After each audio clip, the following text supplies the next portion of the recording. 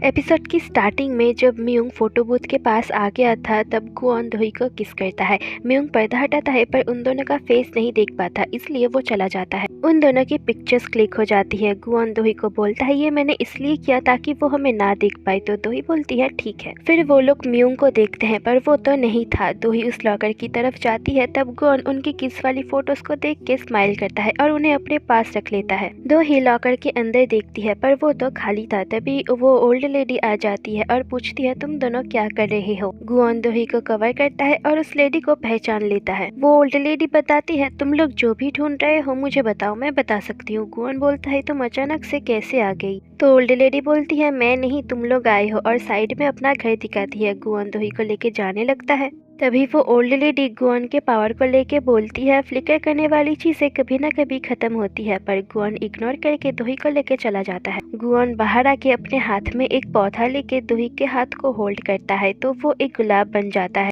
Guan बोलता है मेरी पावर्स तो ठीक है पर अंदर काम क्यों नहीं कर रहा था। दोही उसे चलने के लिए कहती है तो गुआन फूल को रख देता है पर वो फूल तो मुरझा जाता है। गुआन और दोही मियोंग के घर के बाहर आते हैं। दोही पीछे मुड़ती है तो गुआन उसके बहुत क्लोज था। उसे इतना क्लोज देख के उसे वही किस याद आ जाता है तो वो बोलती है आजकल ये बहुत हुआ, अब हमें जाना चाहिए। तो वो दोनों चले जाते हैं। मियोंग घर के अंदर आता है। उसकी माँ उसे कहती है तुम्हारे पापा पूछ रहे थे तुम आजकल क्या कर रहे हो, तो मैंने बताया मुझे नहीं पता। तो मियोंग बोलता है ऐसे ही उन्हें कुछ भी बताने की जरूरत नहीं है, और जाते हुए बोलता है मैं ठीक हूँ और अपना ख्याल खुद रख सकता हूँ। घर में गुआन अपने पावर्स को टेस्ट कर रहा था। दोही इससे बहुत बोर हो रही थी तो वो अपना हाथ छुड़ा लेती है। गुआन बोलता है ये तो वही सेम सिचुएशन है जिस रात वो कार मुझे हिट कर रही थी, तब मैंने तुम्हारा हाथ पकड़ा हुआ था और उसी टाइम मेरे पावर्स ने काम नहीं किया, फिर हम पानी में गिर गए और टैटू तुम्हारे हाथ में चला गया, मतलब सब कुछ के जिम्मेदार तुम हो। जो सुन दोही तो भड़क जाती है तो गुआन बोलता है जरा सोचो, इस बार तो हम बच गए पर अगर और किसी सिचुएशन में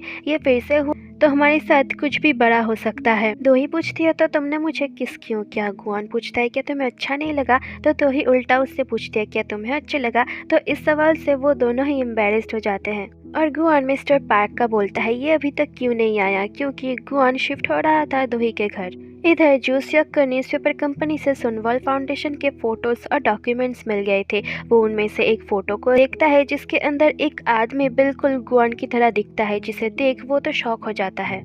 इस तरफ नीचे मिस्टर पार्क के सामने मिस शीन आ जाती है और बोलती है इतना सामान ले आने की कोई ज़रूरत नहीं है। तो पार्क बोलता है ये तो कुछ भी नहीं है, और एक चुटकी मारता है तो बहुत सारी गाड़ियाँ आ जाती है। पार्क उन सामान को ऊपर शिफ्ट कर देता है। तो ही ये देख के कहती है क्या तुम पूरे सुनवाल को मेरे घर में ले आए। तो गुआन बताता है मैं और सुनवाल अलग थोड़ी है।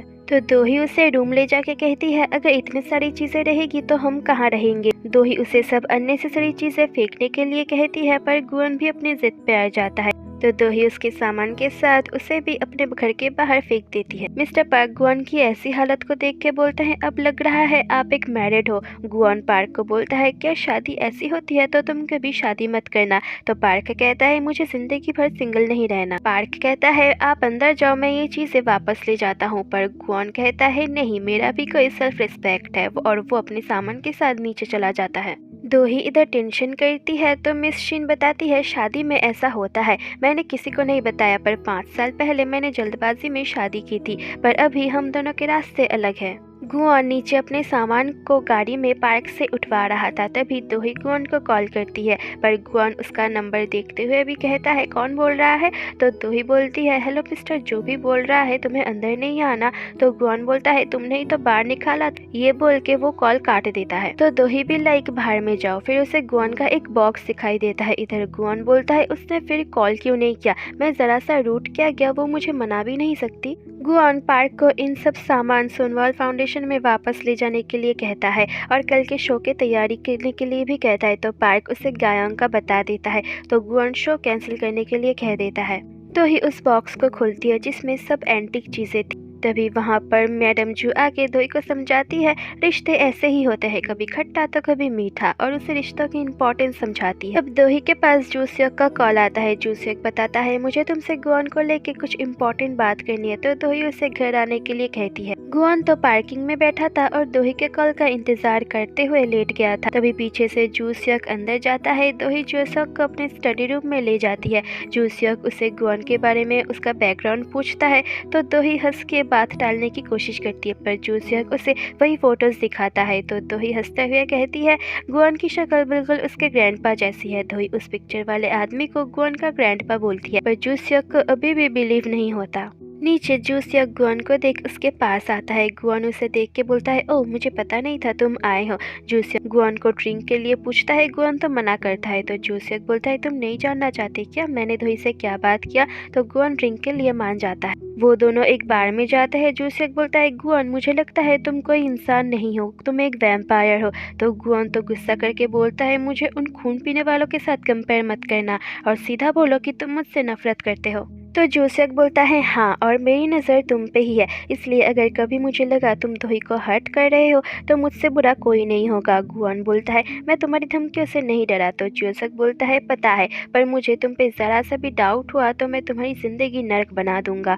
पर गुआन उसका रिप्लाई अपने अंदाज में देता है कि तुम मेरा कुछ भी नहीं कर पाओगे, और ये बोल के वो चला जाता है। जूसियक तो उसे अजीब तरह से देखता है। अब हमें गायांग को दिखाते हैं जो बहुत ड्रंक थी। वो नशे में गिर जाती है और अपने पास्ट को सोचती है। वो जब छोटी थी तभी उसकी मॉम गुजर गई थी और उसके पापा एक नशेड़ी और गैम्बलर थे जो गायांग को पैसे कमाने के लिए भेजते थे। एक रात गायांग उसके पापा से बच के बर्फ में घर से बाहर आके एक कबर्ड में छुप जाती है, पर उसके पापा बाहर आके उसे देख लेते हैं। वो गायांग को मारने जा ही रहे थे, पर तभी गुआन आ जाता है गायांग के पापा को लेने, क्योंकि उनका 10 साल का कॉन्ट्रैक्ट एक्सपायर हो गया था। उसके पापा तो गुआन को मारने जाता है, पर गुआन एक चुटकी मारता है और उसके पापा को नर्क भेज देता है। गुआन जाने लगता है, गायांग भी उसके पीछे आने लगती है। गुआन कहता है, तुम मेरे पीछे क्यों आ रहे हो। तो गायांग बोलती है, मुझे भी अपने साथ ले चलो, बट गुआन बोलता है, मैं बच्चों के साथ डील नहीं करता। तो गायांग बोलती है, मत करो, मैं खाना बना सकती हूँ और कपड़े भी धो सकती हूँ। पर गुआन चला जाता है और गायांग कहती है, मैं तुम्हें ढूंढ कर ही रहूंगी।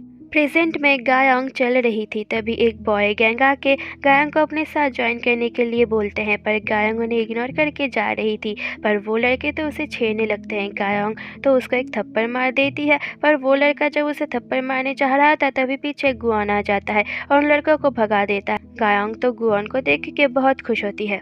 नेक्स्ट सीन में पार्क गायांग को लेके सुला देता है। गुआन पार्क को बोलता है, जूसियक मेरे पीछे पड़ चुका है। गुआन अब अपने पेंडिंग पड़े हुए फाइल्स पर साइन करने बैठता है। पार्क पूछता है, शादी के बाद क्या चल रहा है। तो गुआन बोलता है, सब बहुत अजीब है, पर अब मैं दोही को हमेशा अपने सामने देख सकता हूँ। पार्क पूछता है, क्या कहा आपने। तो गुआन बात को घुमाते हुए कहता है, मतलब अपने टैटू को। गुआन पार्क को अपने पावर्स फ्लिकर करने की बात भी बता देता है, तो पार्क उसे फिर से अपनी इंसानी जिंदगी को लेके बताता है। तो गुआन गुस्से में चला जाता है। वो किलर रात के अंधेरे में सोनवॉल फाउंडेशन के अंदर आके गुआन के टेबल पे एक ऑडियो माइक लगा देता है। वो आसपास देख रहा था, तभी उसे गुआन की डीमंस की किताब दिखाई देता है और वो उसे अपने साथ लेके चला जाता है। गुआन अब चुपके से घर वापस आके सोफे पे बैठ जाता है और सामने दोही एक और सोफे बैठ के लाइट ऑन कर देती है। गुआन उसे अचानक से देख डर के पूछता है, तुम अभी तक सोई नहीं। तो दोही कहती है, तुम आ गए हो ना, अब मैं सोने जा सकती हूँ। गुआन कहता है, मुझे चार्ज होना है। फिर दोनों को दोही के बेड पर दिखाते हैं। वो लोग थोड़ी बातें करते हैं और दोनों ही नर्वस हो रहे थे। थोड़ी देर बाद वो दोनों सो जाते हैं और यहीं पर ही एपिसोड 7 का फर्स्ट पार्ट खत्म हो जाता है। Hope you guys enjoy this video, so please like share and subscribe my channel और मैं आपसे मिलूंगी इसके नेक्स्ट पार्ट में। तब तक के लिए बाय बाय।